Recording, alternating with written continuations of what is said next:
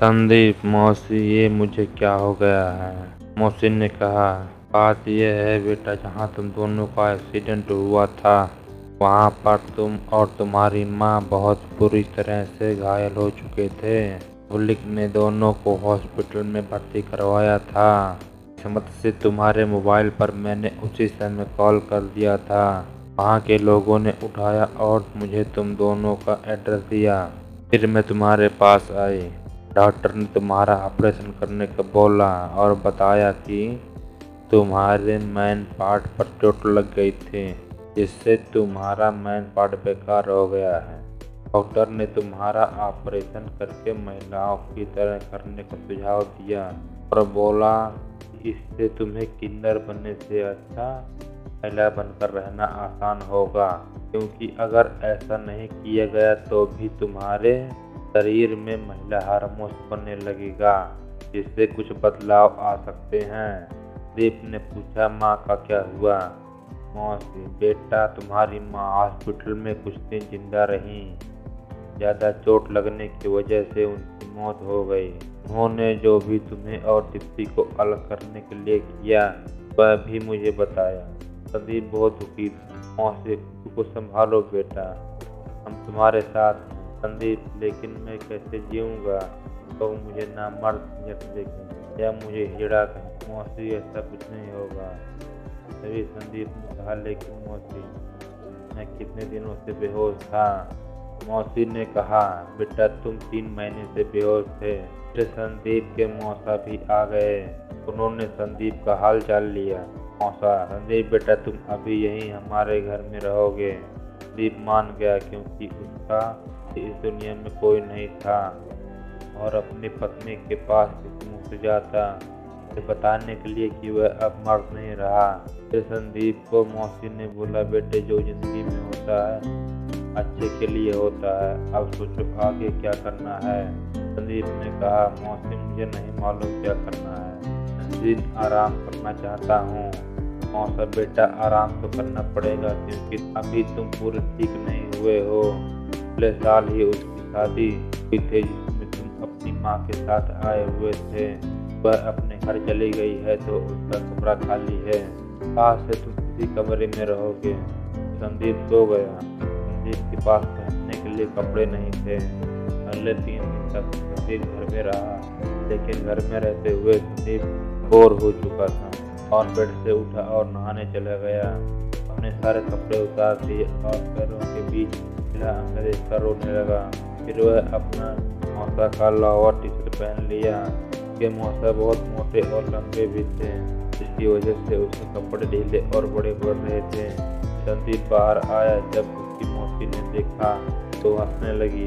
मौसी ने कहा, तुम इन कपड़ों में जोक लग रहे हो। संदीप ने कहा, तो क्या करूं, मेरे पास कपड़े नहीं हैं। आपके पास कोई पुराने कपड़े हो तो दे दो। मौसी ने कहा, मेरे पास गाड़ी है, पहनोगे? संदीप, मौसी आप भी मेरे सामने होंगे तब मजाक कर रही हो। संदीप रोने लगा। अब यारे मैं तो मजाक कर रहे थे, जो हो गया सो हो गया, अब उससे बदला नहीं जा सकता। संदीप अपनी मौसी की बात मान लिया और चुप हो गया। उसके पास सच्चाई को मानने के अलावा और कोई रास्ता नहीं था। फिर मौसी ने संदीप को कुछ पैसे दिए और बोला, जाकर कपड़े ले लो। इन 3 महीनों में संदीप के बाल भी कुछ बढ़ चुके थे। संदीप शरीर में काफी दुबला पतला हो गया था। संदीप मार्केट गया, वहाँ पर अपने लिए 2 जोड़ी कपड़े खरीद कर वापस आया। अब संदीप ने दीप्ति का ख्याल करना छोड़ दिया, लेकिन उसे अपने किए पर पछतावा हो रहा था।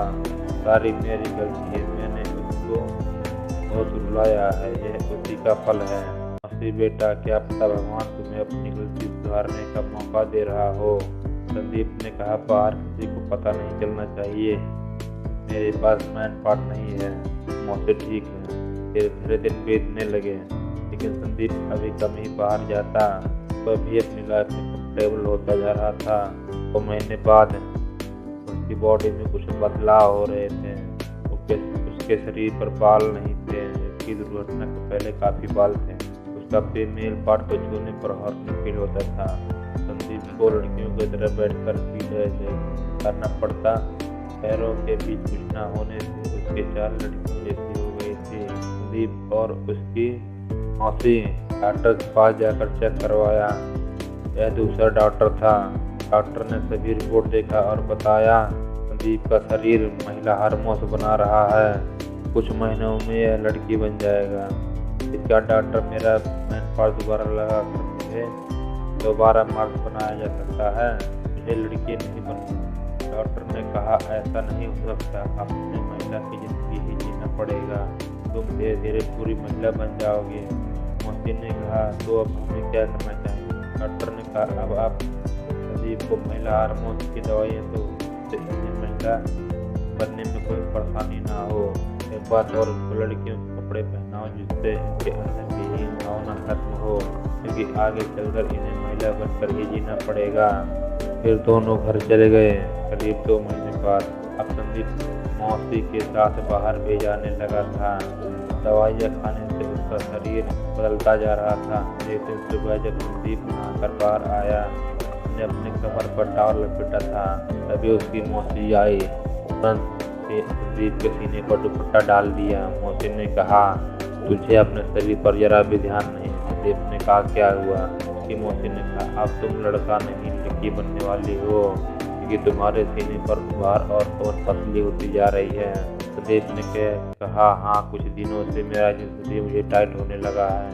मौसी ने कहा चल घर में। फिर संदीप को अपनी ननद की अलमारी से टॉप और जींस दिया। संदीप ने कहा यह तो लड़कियों के कपड़े हैं, मैं नहीं पहनूंगा। मौसी ने कहा बेटे तुम्हें अब यही कपड़े फिट आएंगे, पहले तुम पहनो तो सही। फिर संदीप ने जींस टॉप पहना। जींस कमर पर थोड़ा ढीला था, लेकिन कपड़ों का टच अच्छा था। संदीप को कंफर्टेबल लगा। शाम को संदीप के मौसा ने देखा, कहा अब ठीक है। अब संदीप रोज लेडीज कपड़े पहनने लगा। 1 महीने बाद अचानक संदीप के फीमेल पार्ट से ब्लड आने लगा। उसके सीने पर भारीपन, दर्द और पेट में दर्द होने लगा। उसने मौसी को बुलाया। फिर उसकी मौसी ने आकर पैड पहनाया और डॉक्टर के पास ले गई। डॉक्टर ने बताया आपका पहला पीरियड आ रहा है, अब तुम माँ बन सकती हो। संदीप ने कहा लेकिन मुझे कैसे? मेरी मौसी ने कहा बेटी तुम्हारे अंदर ऑपरेशन से तुम्हारी माँ का गर्भाशय लगा दिया गया है, इसलिए वैसे डॉक्टर इसके दर्द का क्या करना है?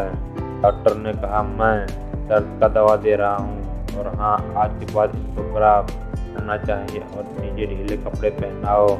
फिर संदीप घर वापस आया तो मौसी ने उसे बरा पैंटी पहनाई। उसके बाद पैड पहनाया, फिर टॉप और लॉन्ग स्कर्ट पहनाई और एक दुपट्टा सीने पर रखा।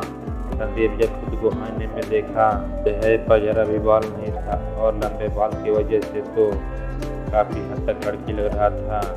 मौसी ने संदीप को बोला आज से तुम्हारा नाम क्या रहेगा? अभी से तुम मेरे साथ किचन में खाना बनाओगी। संदीप अब कहीं और जा भी नहीं सकता था, क्योंकि उसका मौसी के अलावा इस दुनिया में कोई नहीं था। वो अपनी मौसी की बात मानने लगा। संदीप का एक्सीडेंट हुए 9 महीने बीत गए। संदीप पूरी तरह से लड़की बन चुका था और उसका नाम संध्या हो गया था। अब अकेले ही बाजार जाकर राशन लाना, घर में खाना बनाना, घर की सफाई करना, कपड़े धोना अकेले करना लगा था और लगी थी। अब उसके बाल कमर तक लंबे, गोरा बदन, 32-28-34 का फिगर। अब मौसी की ननद की बरा और जींस बिल्कुल फिट आने लगा था। सुबह संध्या मौसी चाय पी लो। मौसी ने कहा बेटी तुझे देखकर कोई नहीं कह सकता तुम कभी लड़का थे। मौसी अब मैं जो भी हूँ उसी में खुश। मौसी ने कहा अच्छा सुन, 4 दिन बाद मेरी नाथ की बेटी की शादी है, तुम्हें भी चलना है। संध्या ने कहा लेकिन क्या पहन कर जाऊंगी और लोग देखेंगे तो क्या सोचेंगे? और उसकी मौसी चल मेरे साथ। फिर संध्या को ब्यूटी पार्लर ले गई। वहाँ पर संध्या को बहुत अजीब लग रहा था। उसने उसका आईब्रो फेशियल, मसाज, बालों को लेडीज कट करवाया और संध्या को आंख बंद करने को बोला। बाद में कुछ उसके नाक और कान पर लगाया, जिससे वहाँ सुन्न हो गया। जब तक ठीक होता संध्या ने देखा उसके नाक और कान में छेद कर दिया गया है। संध्या रोने लगी। पार्लर वाली ने बोला मैडम मैं तो हर लड़की को करवाना पड़ता है, अगर आपकी माँ ने बचपन में करवाया होता इतना दर्द नहीं होता। संध्या मन में सोचते हुए मैं बचपन से लड़की पैदा हुई रहती तब ना कि संध्या को उसके मौसी सुनार के पास ले गई और संध्या के नाक कान में चांदी की कील पहनाई और बोला, जब शादी में जाना होगा तब रखनी और रिश्ता पहनाऊंगी।